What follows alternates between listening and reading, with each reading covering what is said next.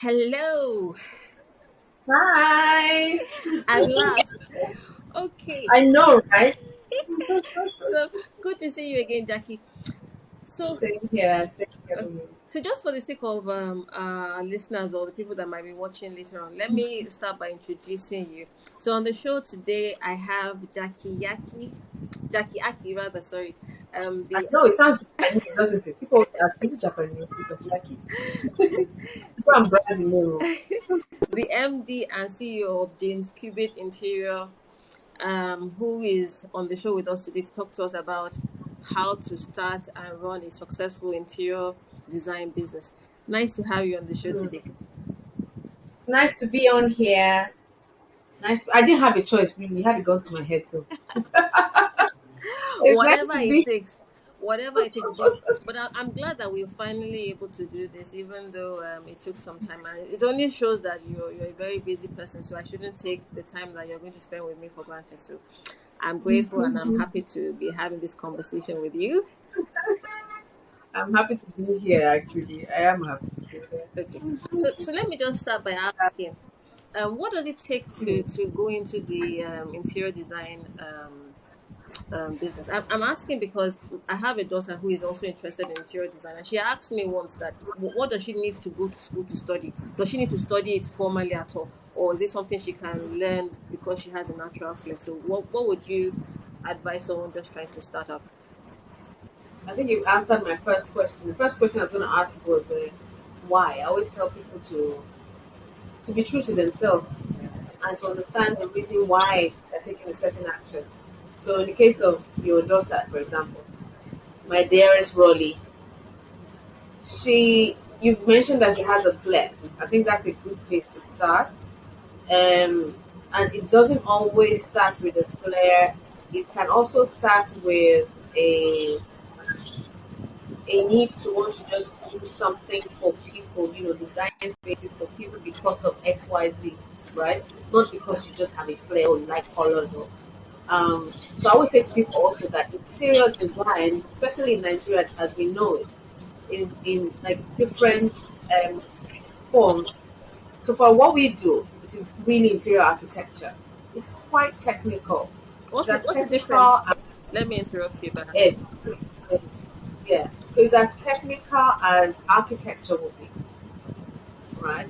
So architecture, for example, um, designs the envelope, right? It designs the body, like the building itself, right? Interior architecture takes that, goes into the spaces, and then starts to design the spaces for the people who will use the space, right?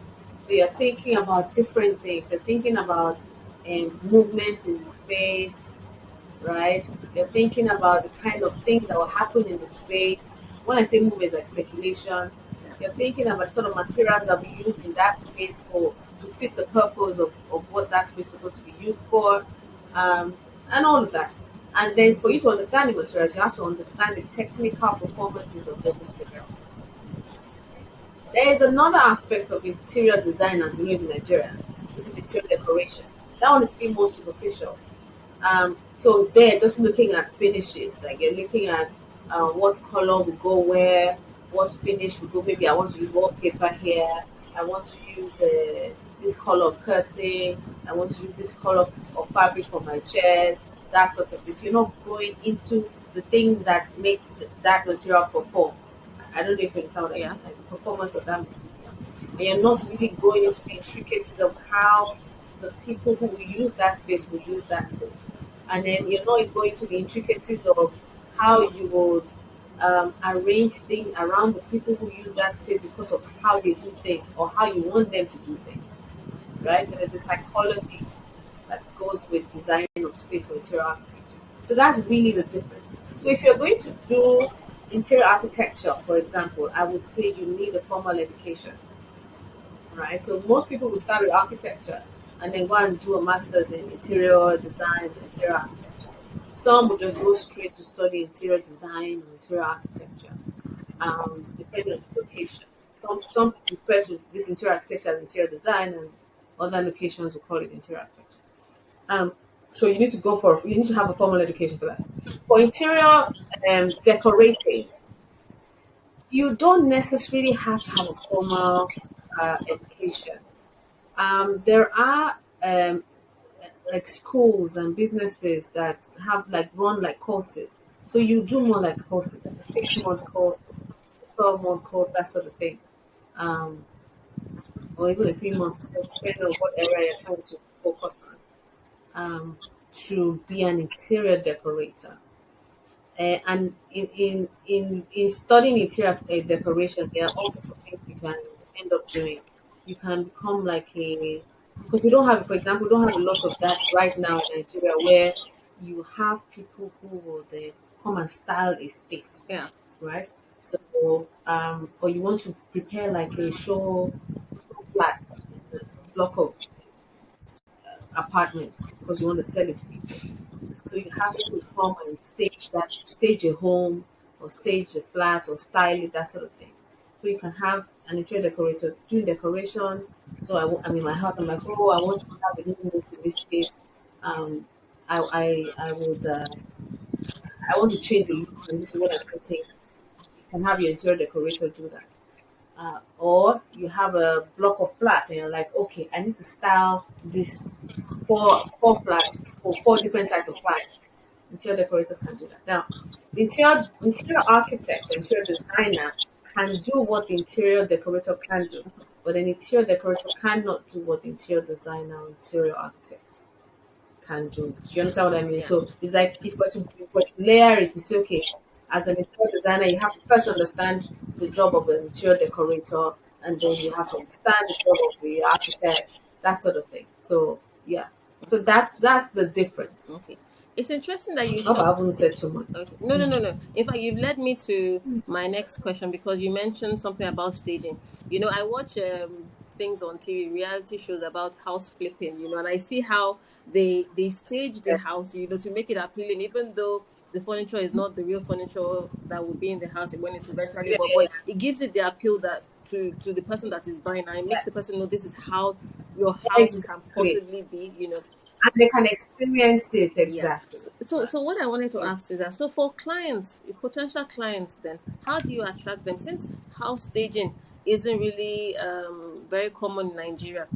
If you have a potential client, for instance, now, can you can the client conceptualize what their goal is, what they want to see in their house or their office, enough for you to be able to bring their vision to life?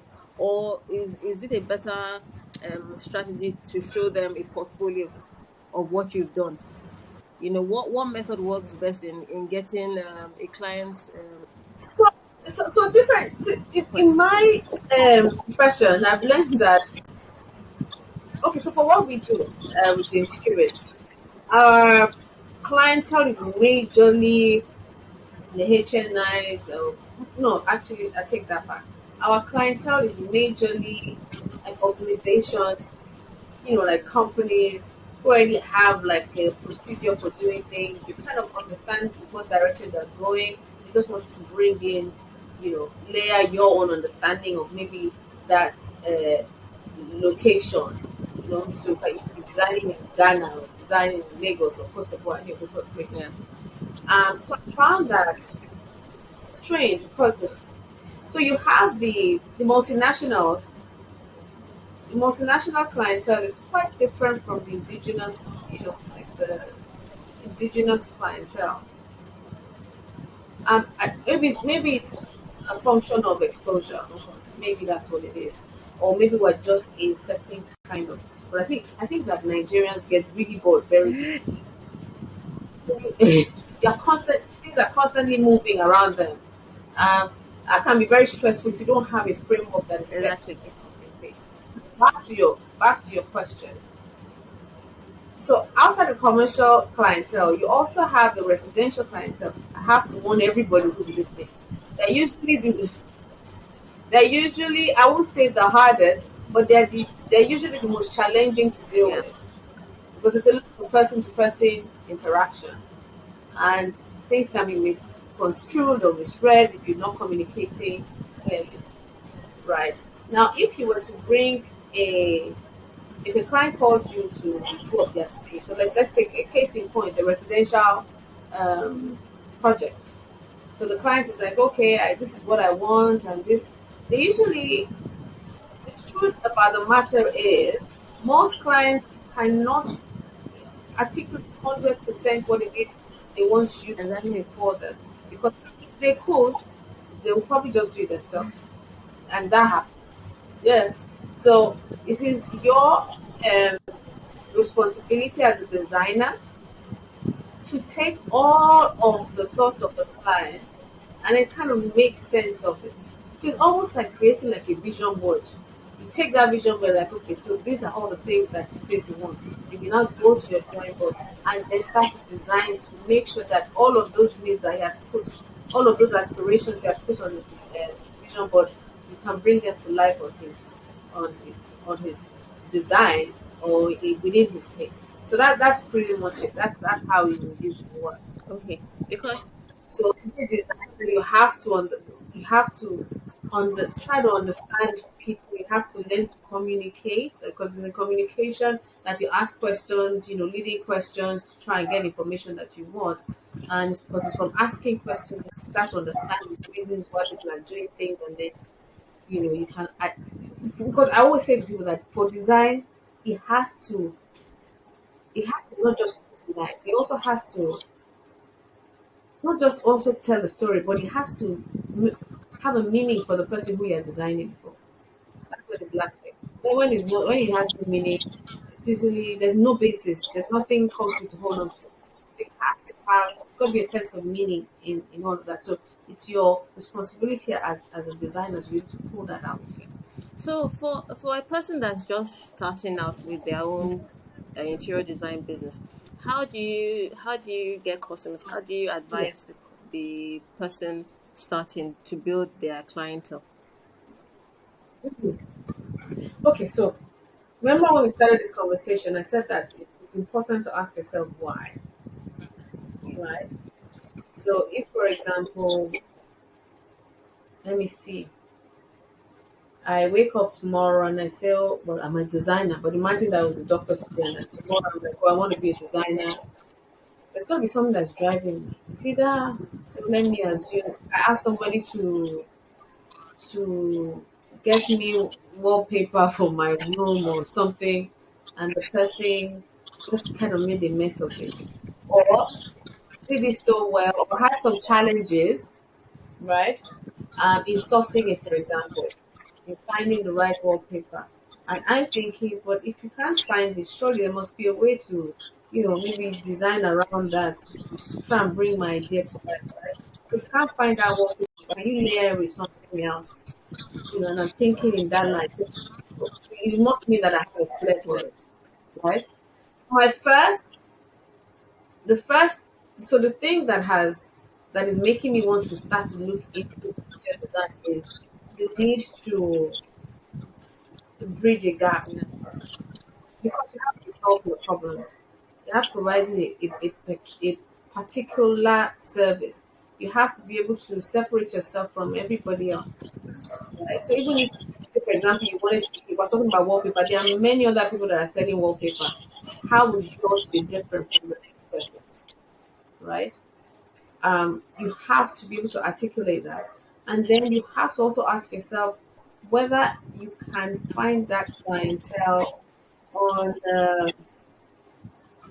you can find that clientele on a commercial scale in your market, because you might find that the thing that you are trying to create, only only 2% of the entire market needs it. So you're asking yourself, okay, how am I going to make money from that? It means that what you are going to be selling has to be premium, right, for the market that you're in. So you have to ask all of those sort of questions, and you have to be able to define what your own unique selling point is, as with any product. You have to be able to define what your own unique selling point is. It might be an experiential thing where you're like, okay, is the experience.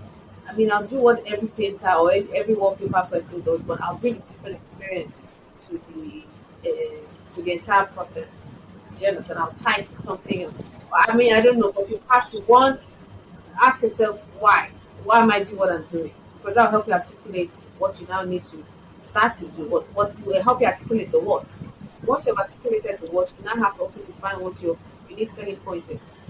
And then once you've done that, you can then go and start to search for your clientele because you have defined who that clientele is. And because you've defined it, you know where to go and source for jobs, right? So you go there and sell that to them. Again, it has to make sense to them. It has to have a meaning to them. They have to be able to connect with what they're trying to sell. So that would be the process that I would take if I was going to, if I was starting off as an interior designer or decorator. Okay. In fact, selling anything. Okay. And would you suggest that the person works first for an organization, I mean, a corporate organization that's already is in that space to gather the required experience, or the person should just take the bull by the horns and start on their own, if that is their ultimate goal, to do something on their own? I would always say whether it's in form of an organization or a person, that you should very early leverage on people who have the knowledge, and they have deep knowledge of your profession or expertise of your profession. Again, it could be an organization or it could be a person. So you can find a mentor who will handhold you, through that process. Or you plug yourself into an organization and say, okay, I'll do extra. Like, for example, when I joined James Stewart, I was doing was pro bono. I mean, like, I was doing free work, was Yeah. freelancing, right? And then from there, the MD of James Stewart Architects, who is now the chairman for James Stewart Interiors, said to me, I like the way you work, and I think you should come work with us. And then my story just started. Yeah. So my advice would be to plug into an organization that's already doing something that works, or find an individual who is very versed in what you're trying to get into. Because you need a framework to start with. And then you can start to layer your own, give it your own uniqueness because of your type of business you're doing or whatever. But you need some sort of, I will always advise it. You said something. You You get said some sort something interesting though that I liked. You said you were doing pro bono first, and I thought that would be a good strategy, as in, because if I was a customer, for instance, now, and I hadn't seen, you were yeah, just starting out and you had no portfolio, no experience, what would yeah, entice me to even take you up on your offer? As if you said, okay, I'll do it for free, and if you like it, I'll pay you, because that would be something that would entice me to even give you a shot. But I know most yeah, people won't want to do anything for free, especially in Nigeria. Everybody wants to get paid for their labor, but really, that's how you yeah, actually break into a market. You know. Yes. yeah. Yeah, yeah. I mean, yeah, that's absolutely correct. Whether you're offering a service to a client or even with the organization, you know, I've learned that winging it is usually not the best approach because it's not Yeah. sustainable. You will make mistakes. They might be very costly, and it could cost your reputation. You don't want that as a start. So, yeah, I'm not saying don't take risks. Take risks. Even going into an organization, or if I'm deciding to start doing interior design as a business, it's a risk. But try and minimize that by just learning the ropes, understanding the market, um, and then taking it from there. Okay, you've led me to my next question. How do you Mm-hmm. handle crisis? Say, for instance, you think you understand what the customer wants. You go ahead, Yes. you churn out what you think is beautiful, but in the end, it's not what the customer wants. How do you handle that? By the time you're getting to churning out, you should have got the buy-in of the customer. Because if you don't get the buy-in, you will definitely run into problems. You have to see it as teamwork. And like I always say to my team, three things are important in in delivering a successful project? The first is clarity. That's what I was talking about, articulating what the client's needs are, what his aspirations are. So that could be a form of a design brief, in our case. So you have to have a design brief because it's on that design brief that you always reference. You kind of go back to say, okay, we said this and this have achieved that. Do you understand? And even in that design brief, you'll have clearly stated what your deliverables are so that nobody's bearing off. So that becomes like that part of the Bible that says, "Sorry, I'm going It's fine. biblical It's here." fine. They're going to help you because I'm about to goof.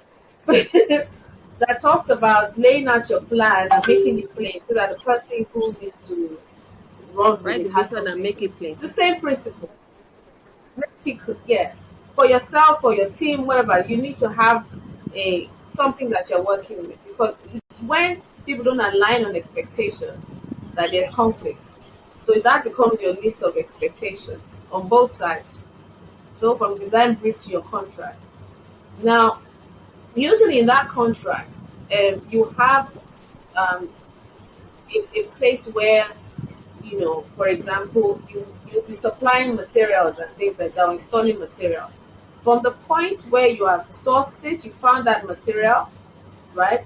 Between sourcing it and procuring it, you have to get the buy-in of the client because you need to show them to say, okay, this is what material I'm proposing for this place, and is it okay? And you get them to sign off. You always have to ensure that that happens because if it doesn't happen, if that doesn't happen, if that's omitted in the entire process, human beings, projects can be quite stressful. Things get lost in transit. Conversations get lost in transit. And again, you have to document agreements. If there's any change anyway, you need to document all that. Anyway, I'll come to that. But you need to always get the sign off of your client, right? So back to what I said was important. The first one is to have clarity. The third one is to have, there's got to be trust. You got to get the buy-in of people. This is what I'm going to do on my side. That's what you're going to do on your side. This is how long it's going to take. This is when I need feedback. That sort of thing. All of those things need to be agreed. And when things are shifting, you need to constantly communicate it, right? Then the third part for me is you need to have a framework, right? So, for example, I was talking about showing samples to a client. You have to have your timelines for showing that sample. I don't want you calling me in the middle of a meeting and say, "Oh, I have some samples to show you." No, your lack of planning should not become my Yeah. urgency. That can throw me, right? So you've got to have frameworks to say, okay, this will happen at this time, this will happen at that time, so that people can plan around it and make themselves available. So those are the three things I'll say people should, you know, try and ensure they have covered. So to manage crisis again, before you get to that point, you should have gotten a lot of sign off. So that will kind of reduce it. Now, having said that, doesn't mean that you will not have crisis down the line because if you're doing, for example, a residential project, you won't be the one painting the wall. You won't be the one putting together the wardrobes and things like that. You will still be working with other people. So you make promises to your client. Say, okay, your wardrobes will be ready next week, and whoever it is that you're using doesn't deliver it until 4 weeks after you have promised the client. You have a problem there. So before that happens, you should be communicating to the client. Yes, there might be a blowout, but it will help manage the trust that they have, that you've established. Because once the trust is out, then there will be chaos in Yeah. whatever project, especially with this sort of thing with our business. So you always have to learn to manage expectations. I failed many times on that one too. I always hammer on that. So you have to, no matter how bad it is, right? If the roof is falling, the world is coming, tell them and say, okay, these are the things I put in place. Try and make sure it happens at the next possible time. And then, you just carry on like that and just make sure that you keep them Yeah. updated. Okay. I want to take you back to something you said at the beginning. You had said that your company Mm-hmm. caters to corporates and HNIs, you know. But say I want to work in another niche. might not necessarily be HNI, maybe the middle class, and and now Yes, the rising cost of things makes it difficult uh, to want to do those kind of absolutely. things, or even employ people to do it. But Mhm. business must go on. So how do you become a market maker? How do you get people with a low budget to want to even do up their house, or even see the need to make their houses look beautiful? Hmm. I think that anybody will want to make their house look beautiful. Even I bet you even the people who live under the bridge they want it to look beautiful. Yes. People aspire to things. Do you understand? Um, so it's to understand. Now we're veering off, and you remember I said there's a Yeah. bit of psychology to what we do, and I think to any business, any product that you're developing, you you need to understand what's driving those people. You need to understand what their habits are, right? So, for example, yes, middle class, they will not go to a certain place to go and start buying furniture. They have who they call to make their furniture, right? They won't go to a certain place to buy maybe beddings or things like that. They have a place that they go to. So you have to understand that their habits, and then once you understand that, it becomes easier for you to sell something to them, right? Based on the experiences that they have on those their buying habits. You know what I mean? So you can then build around that. Uh, that's how I will handle it. I don't know what I'm talking to high level, but um, that's what I think needs to happen. You need to understand who we are doing stuff for.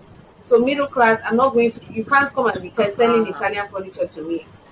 I don't. I think it's not. It's not. It's not my priority. Yes, I want to have a nice chair.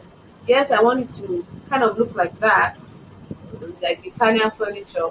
But I do know that I can't get that level of detailing because I always say to people that it's not so much the products or the materials. Sorry, not so much the materials that makes a product expensive. It's the attention, it's the intricacies that makes it expensive. The time that you have to spend on doing something, the techniques you have to use in manufacturing something, those are the things that drive up costs. So if it is basic, if look at IKEA for example, they have basic furniture. People all over the UK use it. It's not Italian furniture and it's affordable. So those are the sort of things you should be looking. You need to understand the people that you're designing for, um, and then work around with. So how do you get Yeah, ideas? How do you get with their ideas? How do habits. you not run out of new ideas? In my sleep, in the shower. Not everybody has ideas the same way you do. No, that's not correct. I say, not everybody gets Sorry, ideas in the same way you do. I don't know how else to explain it. It's funny. It's funny you ask that question because sometimes I'm struggling with maybe some people that I work with. I'm like, I don't understand how you come up with this. I mean, can't you? And someone says to me, no, Jackie, nobody, everybody is not really like. I said, how can you not be? People consider me a bit crazy. For example, I talk to plants. They don't talk back to me yet. But I see everything as living. Yes. So I get ideas from everywhere, from nature, from everywhere, from pictures, from talking to people, from everywhere. Depends on what I'm doing. I have many ideas, a lot of inspiration. Looking at images on the internet, visiting places, eating food. I can get ideas from a dish.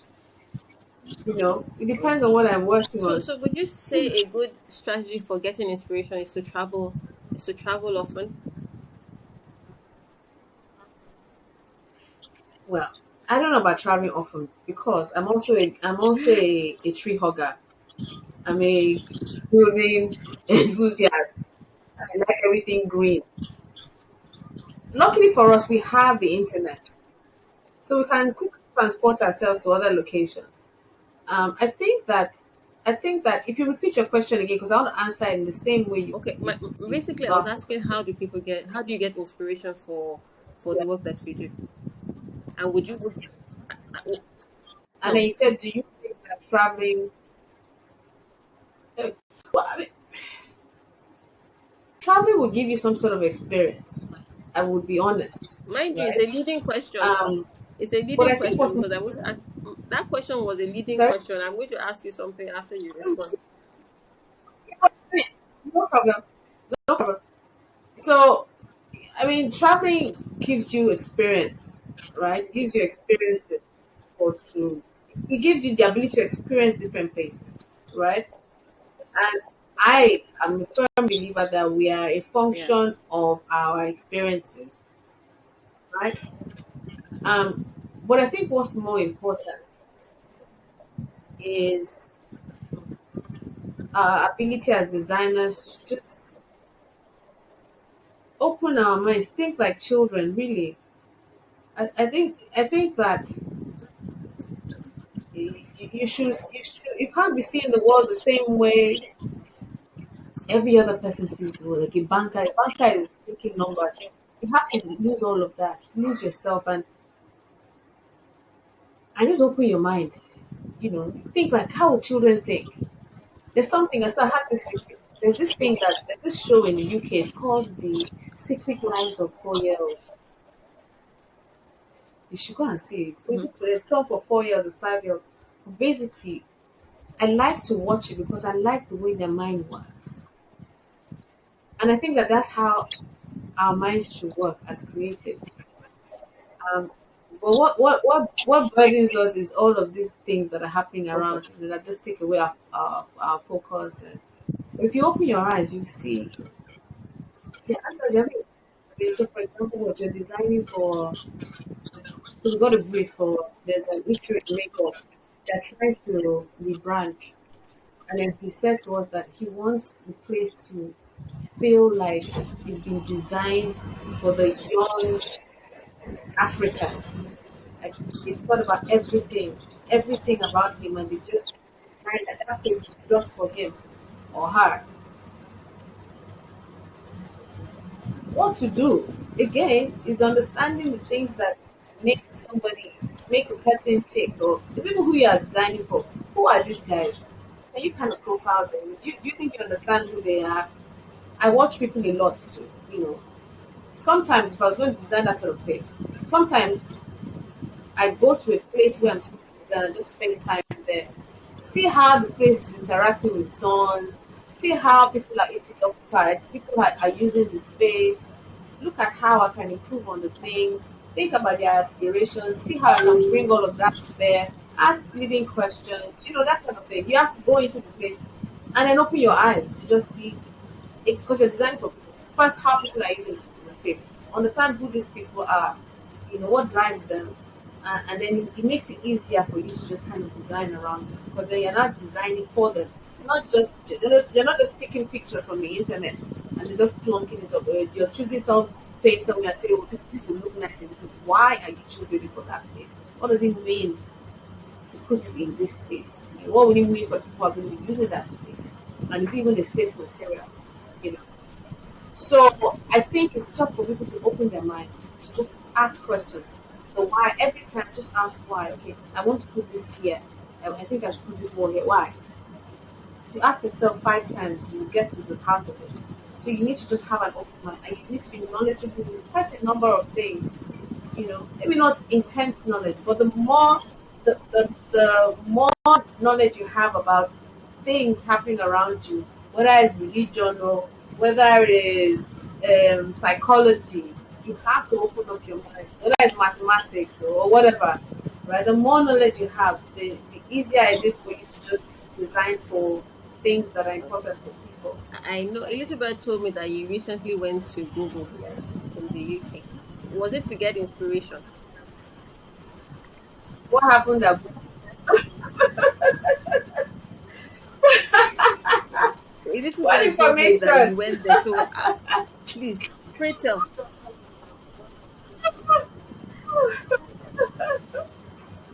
Okay, it's my intuition that took me to Google. First, I wanted to experience their office. You know, I've heard that everybody in Google, that everybody at Google is super intelligent. I think, is it the food? What is it? Is it the hard places? Is it the air? Is there something? You know, what's going on? I wanted to experience the office. That was the first thing. And the second thing was, because they have Yeah. access to so much information, I felt that following COVID, because a lot of people don't know what's going to happen to the office, to the workspace, which is a huge percentage of what we design for, kind of place we design for workspaces. I felt that they would have foresight of, where we need to be going, you know, as when it comes to, they'll have some sort of foresight for the future of the workplace. So I wanted to ask questions. The third thing was they're coming up with this amazing building. It's an 11-story building. Let me not say too much, but they'll soon finish. They're going to finish next week. I wanted to also see that, and then I wanted to ask what they were thinking about for the spaces for that building. Um, then the fourth part, of course, is I sit on the board of the Green Building Council Nigeria as a director of partnerships. So I'm also looking at partnering with them, and I'm also looking at learning from them how they're leveraging on the use of materials for sustainability. There's this conversation around carbon net zero. I wanted to see how they had what steps they're taking to try and achieve that. So yeah, so those four Yeah. things. And I was going to try and work there, It's interesting but you I say think that the because more and more mm, DFIs are financing projects that have sustainability incorporated in it. So I wanted to find out how do yes, you yeah. incorporate the green philosophy in your projects? Okay, so because we do mostly interiors, there is an institute called the International Well Building Institute. They're based in America. So they've come up with, so there's this certification that they have for interior spaces. It's really, I would say it's for interior, it's for people. Remember, I said that when we're doing interiors, it's really we're designing for the people. So that certification is for the people. So they set up like it used to be 9 principles, now they have like 11 principles. I'll just tell you some of them.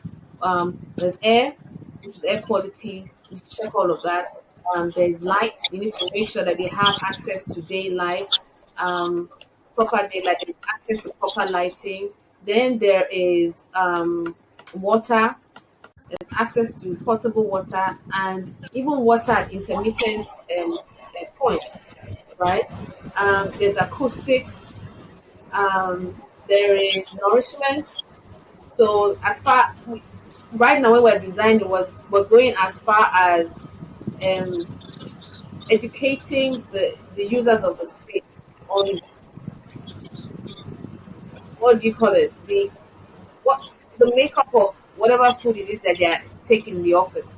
So, if for example they have like a canteen, it is important if you're going to get that certification to inform the users of the space, right? Or people who are selling the food to, they're serving the food to, how many calories each item has, and what sort of substances or nutrients or whatever is contained in what it is they're serving them. Um, uh, there are all sorts of things. So that's how, and then there's also materials. How to design for materials. You have to use materials that are safe for human beings. So I'll give you an example. Um, there's some paints, for example, that we sell in Nigeria. Because there's no one checking this thing. Now, hopefully, our council, which is an NGO, will start to look into things like that. There's a certain paint. I'm a would I say I'm a victim, but I've had an experience. This experience I'm about to describe to you. There's some paints in Nigeria that have very high level of VOC, right? So to just break it down in layman's terms, what happens is when you use these paints, it has some sort of volatile organic compounds, right? That when they come in contact with heat, it starts to kind of release some sort of gas into the space. So of course that will start to yeah, affect your respiratory tract. So you start to have things like sinuses and all sorts of things like that. Some people start to have rashes and things like that. Those sort of things should never be used in spaces. They're as bad as asbestos roofing sheets that they, I think we kind of somehow banned that. Not like there's a government regulation on it, but somehow we stopped because they've tied it to what's it called, to cancer, so we don't use asbestos in our spaces anymore. So those sort of things. So that again, there are 9 principles, so 11 principles now. Another is movement. You have to design for movement. For workspaces, for example, you have to make sure that, so for example, the distance between the canteen and your work table, you need to make sure that it's not too close, so at least you get some movement in. Um, we're specing tables that are height adjustable so that sometimes you're sitting, other times you're standing. Just help with the circulation. We position water, uh, what's it called? What do we call this thing? That water dispensers for us, for example, at locations where you have to walk a distance to get hydrated, that sort of thing. So there are all sorts of things. Those are the sort of measures that we put in place um, to Okay. just check that. So it's majorly for sustainability and circularity, for design for green building. Our focus really, what we can do as interior designers, is really in the sort of materials that we use. So we have to make sure that the materials, as much as possible, are used in like their natural state, right? The reason why I say natural state is because you want to um, you want to design for circularity. When I say circularity, you want to design for reuse. There's sometimes when you have like a material, because you fuse glass with metal with something, you can't break it down to its original components, right? So as much as possible, try to leave them in their original components so that they can be reused, you know, for at least the number of cycles before they're discarded. Okay. Okay. So So another yeah. question I wanted to ask you was, in terms of what's going on in Nigeria, in terms of the exchange rate, how will a business can remain, an interior design business in particular, can remain profitable, especially if your inputs are not sourced in Nigeria? Has it affected your business, and how do you stay afloat, or are you able to transfer those costs to the customer? Well, so two things will need to happen. The cost of things will continue to be the cost of things. That's not going to change. So if a client's demand is for that, then they should be ready to pay for it. Now, we are also aware, again, like I said earlier on, we have like different cadres of clientele, right? So the indigenous ones mostly will not want Yeah. to import nothing. So we now have to become innovative. It means and I think if you ask me, I think it's a good thing, because what then starts to happen is for the local products that we have, there Yeah. will be more demand for it, and because there's more demand for it, taste will start to, yeah, the taste for something better will start to put a demand on the maybe manufacturers or The fabricators to quality. just improve on their products, and then we can only get better from there, and the quality of their products, and we can only get better from there. So in the case of this FX exchange, now we now have to start looking inwards to see what it is we can do.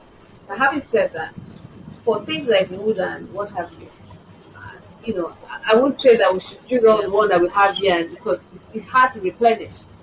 Unfortunately, we don't have huge um, uh, factories or production lines that produce. There's this MDF board, but that's an alternative. You have all these laminate MDF boards with laminate finish and all sorts of things like that. That will help us just kind of preserve our wood here in Nigeria. So we will Yeah. unfortunately still have to import some items because we don't have the capacity, sorry, to manufacture those items yet. But like I said again, once we start processes here, the demand increases, is continue to do better, we might be able to export, for example, from Lagos to other countries, um, and then start to earn and expand from there. So I think we just need to remain innovative. We need to look inward, find what works for us here, and then just use them. If not, unfortunately. the client has to pay for what it is that they, yeah, You were featured unfortunately. last year in a documentary on Netflix. I believe it was called You Were. Oh, I was?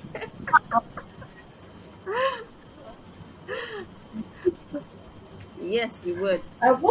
was. You were indeed. Was that? I was so proud to see you as one of the designers featured in the documentary. So I wanted you to tell us Mm. about your experience. Sorry, I Yeah, didn't hear you. so that was my first outing. My experience, I said I was just about to tell you now. I said that was my first outing on TV ever. So it was, if I'm going to be honest, was But worse you than did pretty good. scary. You didn't look scared at all. Oh, that's what everybody said. But I was petrified. But I'm glad that I did it. In fact, they had, I must have had like 3 recordings because I just kept, I was like, no, I'm not sure I want to do this. I'm not really sure. They're like, no, Jackie, I'm sure you can. I said, I'm not ready. I'm not ready. But this, no, I need to, because I get so lost in work that I forget that those sort of things are important. But now I understand that we need to do more of that because following that documentary, I've had really good feedback, and I've been amazed at the number of people that have got inspiration from there. I'm amazed at the number of people I've been able to encourage from that documentary, and I hope to do more of it. Matter of fact, there's something I'm working on. It's like a mentorship program, not on a huge scale. I'm just looking for maybe like 5 people at a time, maximum, if not maybe 15 even.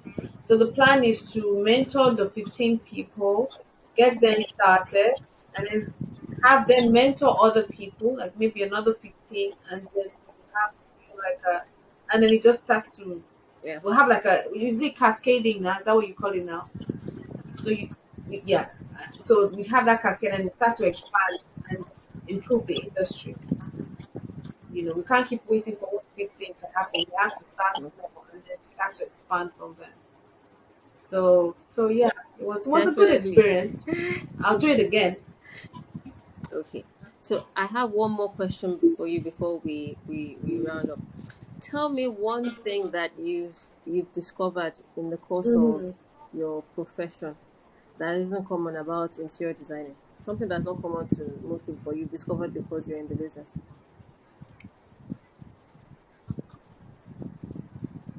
That I've discovered. Hmm. That has to do with so there are many things I've discovered. See, this is the thing. Um, I've discovered things about people. I've discovered things about artisans. I've discovered things about materials. So maybe Choose you should choose one the most significant to because you. I now want to talk about everything. The most significant lesson you've learned over the course of your professional life, which is just beginning, hasn't ended.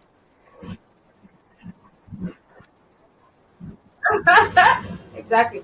Well, I think I mentioned it before, and it is about managing your client's expectations. It is so important. We find that a lot of creatives, and it's not just designers, we set all these crazy deadlines for ourselves. We kind of think we're superheroes. We make promises.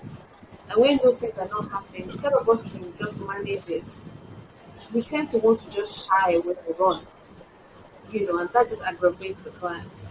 I've seen it happen so many times. Like I said, I made that mistake a lot of times until my now chairman, then I was with the JCA, said to me, no, you must manage. I said, no, but you'll be upset. He says, no, but then he'll respect you for it. To tell me this is how it is, I'm handling it, this are the issues that we face. Maybe he doesn't even need to hear that, but this is how I'm going to manage it, and then you get it by this time. And anything is shifting, you need to, I need to try and make good on your promise. Check what it is that's caused the thing not to happen, right? And then plug that gap and just get on with it and deliver. Yeah. Because that's what will make it your client come back.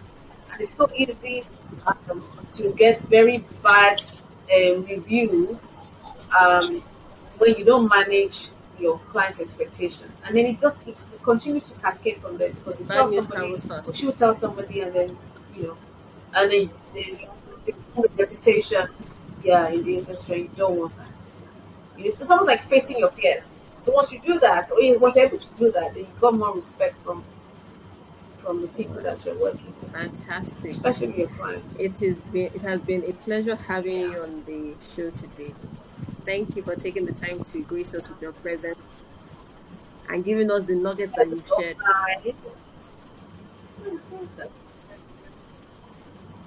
I hope that my little No, contribution definitely. helps a lot of people, and I hope that What it's before I let okay. you go, Okay. I'll All ask right. Thank you.